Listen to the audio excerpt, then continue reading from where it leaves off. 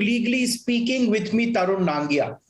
Today, we are going to discuss an issue which we wish that the Chief Justice of India and the Supreme Court will consider. That is, in a democracy like India, should election petitions involving elected persons or contesting election issues be disposed of within 6 months? We all know that elected representatives in India are elected for a period of 5 years. And it's a tragedy, if nothing else, that many times that their tenure gets over, but the petitions aren't disposed of. I think time has come for the Supreme Court, maybe the Chief Justice of India himself, to address this issue. It will go a long way in a sense, instilling confidence into the democratic process if the courts step ahead and in a sense, take this issue like the bull by the horns and tackle it. So today we are going to discuss this very important issue. I have with me Justice Iqbal Ahmed Ansari. Sir has served as the Chief Justice of the Patna High Court. I have with me Mr. S.K. Mendiratta. Sir has served as the longest serving legal advisor to the Election Commission of India. He joins us on Legally Speaking for the first time. Welcome, Mr. Mendiratta. Thank you. I have with me Advocate Shravan Shankar. He practices at the Supreme Court of India. Welcome, Shravan. Thank you. Let us start our show with an opening comment by Mr. Mendiratta. He's been serving as a legal advisor to the Election Commission for the longest time. What is your opinion on this issue? No, actually, not only myself, but even the Supreme Court, as you just now mentioned, twice in 2015, they gave some directions to the Chief Justices of the High Courts that they should see that the election petitions are disposed of as expeditiously as possible, because the law, Section 86, subsection 7 says that the election petition should be disposed of within 6 months from the date of its presentation. Then Section 76 and 87, then Clause 6 says that actually to achieve that object of the disposal of election petitions in 6 months, there should be a day-to-day hearing of the election petitions. And it further says that if it cannot be heard on the next day, then the judge who is trying that election petition must record the reasons also why he is not able to take up the matter tomorrow. But you know better that you yourself mentioned the whole tenure goes and the election petitions continue to pend. I tried to find out during the 2014 Lok Sabha election, 83 election petitions were filed in various high courts. And before this pandemic and all that, only 43 had been disposed of. You can see the disposal in the 5 years. Now also I understand, because of this interruption by the pandemic, what I am told that nearly 103 petitions have been filed for the 2019 Lok Sabha election, and only 13 have been disposed of. So you can well imagine. And the Election Commission, just to add, we have been making suggestions repeatedly for the nearly, I think I would say 40 years, 40 years, we have been telling. There is a provision in the Constitution for appointment of some additional judges in Article 124A or somewhere. And we have been requesting that article may be invoked. You engage some ad hoc judges, you give those election petitions to them, or if you don't want to give those to the ad hoc judges, then ad hoc judges may be put on some other job and the regular judges And that was the proposal which we made, I think, in early, maybe even before 90 also. And then another thing I would like to add, in 1995, the government of India referred this matter on our recommendation to the Law Commission to just find out some means whereby the disposal of election petitions may be expedited. And the Law Commission, in its report, I understand 170th report, in 1999, they gave a number of suggestions saying that you issue the notice within this period, you ask for the reply within this period, the rejoinder should be filed and all that. So that, but now, you know, everyone is interested actually, except for the petitioners. All those whose elections are called in question, they are interested in delaying the disposal instead of helping the courts, that they should also be able to get rid of those problems in the courts and they should devote their time for the public good.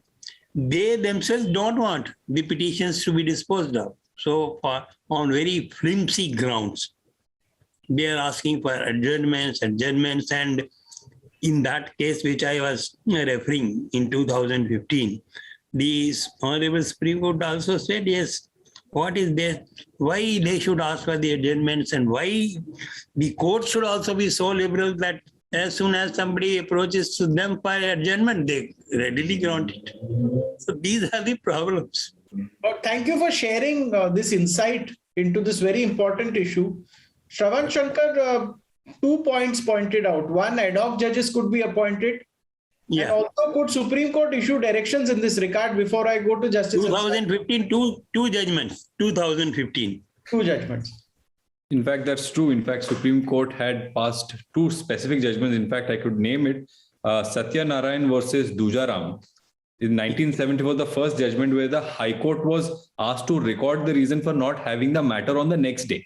That is in compliance of 86(6), subclause 6. Yeah. Again, in 2015, which Mehendirata sir is referring to, is Mohammad Akbar versus Ashok Sahu. Yeah, sure. It was suggested that dedicated benches may be created and rostered judges may not be burdened with other work. Yeah. Now, what is interesting with the election law is this. It is not just the voters who decide the elections, it's also the courts which decide elections. Because if the person who has come to represent by wrong means, that is the court which will decide if he's come in the right means. Because inevitably in many election petitions, all the contestants are made parties and subsequently somebody is asking to be declared as the successful candidate.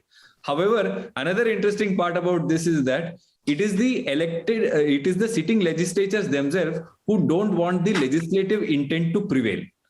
That is the beauty of the election law. So where delay becomes the best defense. If we look at the entire scheme of the act, Tarun, in fact, apart definitely having ad hoc judges and having more specific directions from Supreme Court would definitely help. But if you look at the entire scheme of the act, there is a time limit for the election petitioner to go to court, that is 45 days by section 81.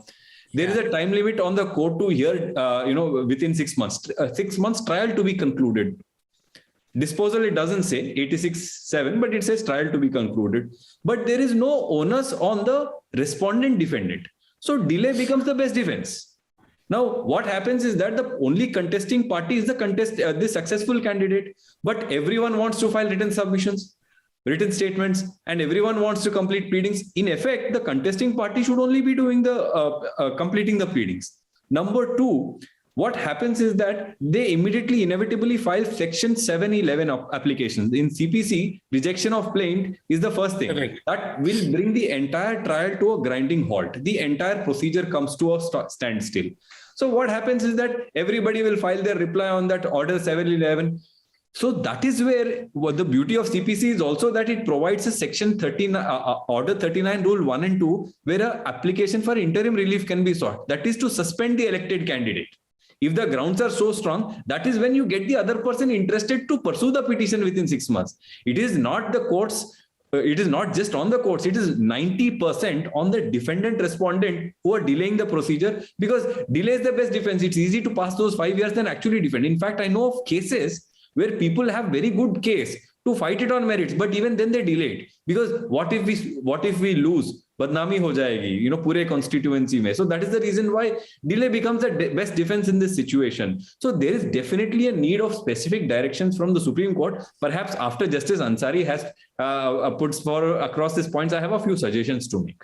Sure, point well taken, sir. Just a minute, Tarun. I would just like to add that Kerala High Court is the only high court in the country which goes by this 6 month disposal period. Okay.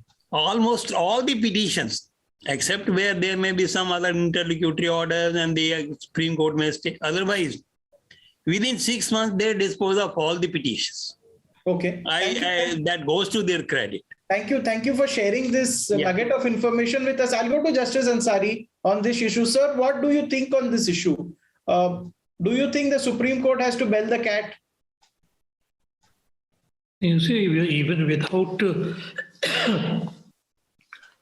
any specific direction from the Supreme Court, the purpose of the Act and the nature of the legislation shows that it has to be a time-bound program. There is one more thing. The Chief Justice has been given the power to assign the election petition, particularly in the case of members of Legislative Assembly and members of Parliament. So in that event, a particular judge is assigned, and he is the one who tries it. It is not that there will be changes of the judges with the change of the bench. That is not the situation. And that is why I will not say it is not possible to dispose of cases within 6 months without any specific direction from the High Court. But the courts will have to be prepared to, hurt, if necessary, interested counsel or interested parties. Because it so happens that the election petition challenges the successful candidate's result. And by the time the election petition is decided, the period is already over. And he enjoys the full benefit, or even if an illegal election result takes place. That is why. Okay. Point well taken. I'll go to Mr. Mendiratta at this point. Sir, if there is a direction from the Supreme Court of India, do you think all other high courts will also start disposing of these cases within 6 months, as the Kerala High Court, in your own view, or the information which you have says? Do you think there should be some reiteration from the Supreme Court of India before I move to Shravan? Actually, this is the high time when the Honorable Supreme Court again steps in. See, 2015, I told you they gave some directions. If they now revisit the particular those directions and insist upon their Chief Justices, then naturally one of the suggestions was that you go for some roster, and then because they will be also become experts also in the election law, and they will be able to handle the cases more appropriately. So if those directions are again reiterated, I think that may have some salutary effect now.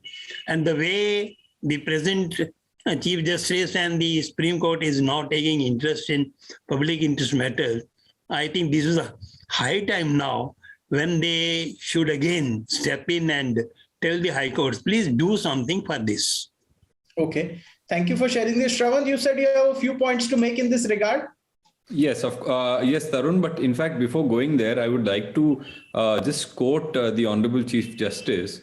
So in a petition filed by a BJP leader, Ashwini Kumar Upadhyay, the Honorable Chief Justice made a comment saying that, is the government prepared to have a life ban on contesting elections for convicted politicians? You have to take a view.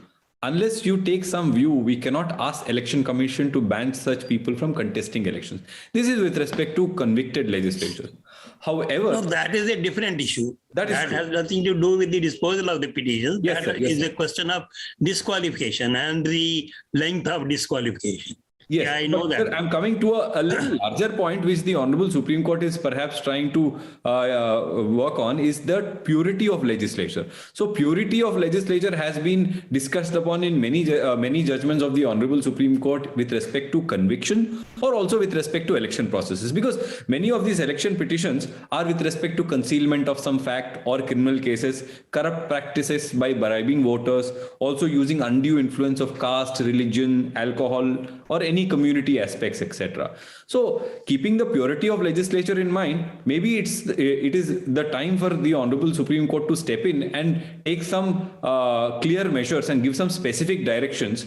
Also with respect to disposal in helping the high courts dispose the matters very soon. So some of the bottlenecks which I've identified, at least, I have pursued some election petitions in the High Court and also in the Supreme Court, is first thing with respect to service. So what happens is that when you have about 30 contesting candidates and one successful and 29 on the other side, what happens? Service by post, service by court process, all of this goes. So what should happen is that service by all modes should be allowed in the first instance, including paper publication, because the constituency is very limited. You allow service in all modes, including paper publication, service gets over in one shot. So it does not have to come back again for administrative purposes of the brief.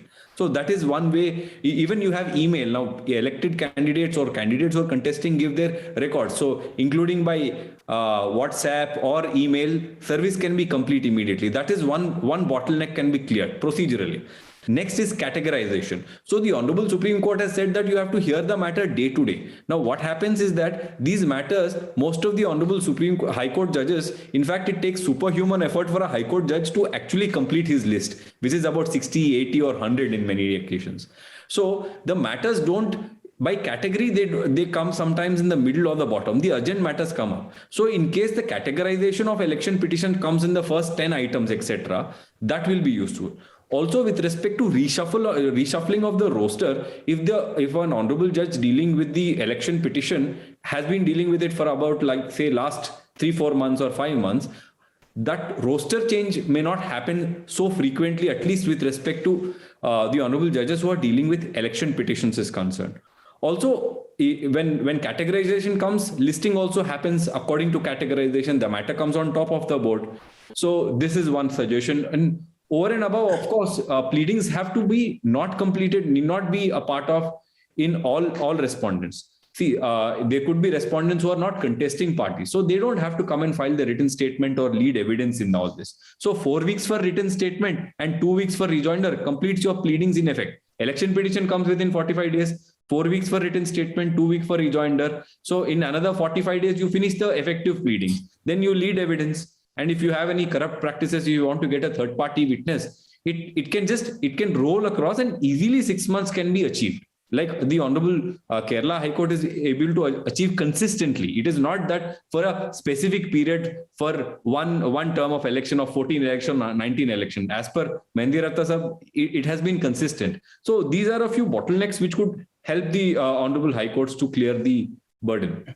Mr. Tarun, the law says that where you are challenging the election of the returned candidate and you are not asking for any other relief, you are not saying that instead of the candidate A who won, his election may be declared void and then B may be declared elected or not.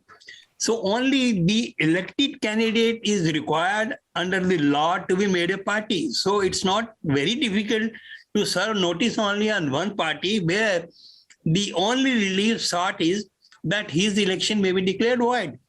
And the law also says that when a petitioner files the election petition, he has to file spare copies for immediate service on the respondent equal to the number of respondents. So if we go by the what the suggestion was made by the Law Commission in 1999, and if certain time limits are fixed for service, for the reply, then for rejoinder, etc., I think this goal can be achieved. within Okay. 6 months also. If not 6, it may go to 7 or 8, but not that 7 years. But point well taken, not 7 years, but 6 or 7 months. I'll go to Justice Ansari at this point. Sir, you've heard both the panelists. What are your views on what they have said? Do you feel it's doable? You see, we have so far discussed the result of the elections, which may come under challenge, of the MLAs and MPs. They have not touched the elections of the panchayat elections. They are also there, though panchayat elections are not before the High Court, but the substance will be the same. It is not impossible to dispose of a petition, election petition, may not be 6, in about 7 to 8 months. This is my experience. Second is that as far as the parties are concerned, as Mr. Mehndi Datta has pointed out, so many unnecessary persons are made parties, which is not required, because the election petition very clearly says that if you challenge the result of the elected candidate and do not seek appointment of or election of another person to be declared as valid or elected to the office, then in that event, the question of impleting other parties do not arise. The problem arises many times in the corrupt practices, because in the case of corrupt practices, everybody in the constituency may be interested, or many may be interested. That is why, for the purpose of withdrawing an election petition, if it has been filed on the ground of corrupt practices, election petitioner alone cannot do. He has to give a notice by way of paper publication for anyone to come and have any objection, because if election petitioner tomorrow wants to withdraw an election which has been obtained by corrupt practice, then the other person may object. Election petitioner may not, but somebody from the constituency can object, which does not happen in other cases. Okay, that's a very interesting insight. I want to take this to Shravan. Do you think this possibility also delays the election, in a sense, petitions being disposed of in a timely manner? That is true. I completely agree that there are a lot of procedural difficulties which we day in and day out, even the honorable judges face, parties face, and lawyers face. However, I think bringing the defendant number 1 to the forefront, especially by for lawyers to use 39(1) and 2 by bringing interim relief of suspension of election, will get them to get on track fast, and also which will ensure that election petition does not become a dead letter. In fact, a lot of people first in the beginning take it very seriously as soon as the election petition comes, but later on they take it for granted that this keeps going on, and perhaps all of us have taken it that okay, election petitions take their own time, and unless and until maybe the party who's pursuing it or the judge who's actually hearing the matter takes it a lot more seriously. But we are working on half or less than half capacity judicial officers nationally, and perhaps Supreme Court is now the exception. But most of the other courts are only working on half strength or lesser, and that is the reason why there are several factors, Tarun. But perhaps only bringing the defendant number 1 to the forefront will ensure that the disposal is faster. Point well taken. I'll go to Mr. Mehndi Datta. Sir, is it indeed true that only Kerala High Court disposes of election petitions in 6 months? There is no other High Court that is able to? No, that is my experience, because all other High Courts, with due respect to them, I have not seen them taking this 6-month period as a sacrosanct period. I have not seen. Okay. I'll go to Justice Ansari at this point. Sir, if Kerala High Court can do it, do you think why there is a problem in other high courts? I mean, are there any specific specific benefits in Kerala that allows them to dispose this faster? Honestly speaking, I am not aware of it, but it is, as I said, it is possible to dispose of in 6-7 months' time. provided that the judge is not disturbed by other matters. That will That is the Can, respond. sir, can the Supreme Court or the Chief Justice of India issue any specific instruction to the Chief Justice of the respective high courts in this area? Otherwise, also the Chief Justice of the High Court is duty bound to do it because he has to create a roster for this purpose, which shows that you have to mark the cases specifically. That is by the Chief Justice himself. And the roster won't change for these judges who are actually doing this? Should not be changed until the time they have completed. Point well taken. We will like to revisit this issue very soon, say in a couple of months. There are a lot of elections happening. Cases are a fallout after these elections. Petitions are filed, be it the state level assembly elections or the Lok Sabha elections. Justice Ansari also pointed out that there are issues with Panchayati elections also. But that's for another day. I would like to thank Justice Ansari, Mr. Mehendi Ratta, Shravan Shankar for sparing time on such an important topic. We look forward to see what the courts, and specifically the Supreme Court, does in this regard. Will there be reiteration of these directions that in 6 months these cases need to be disposed of? That needs to be seen. Thank you so much for joining us. Thank you.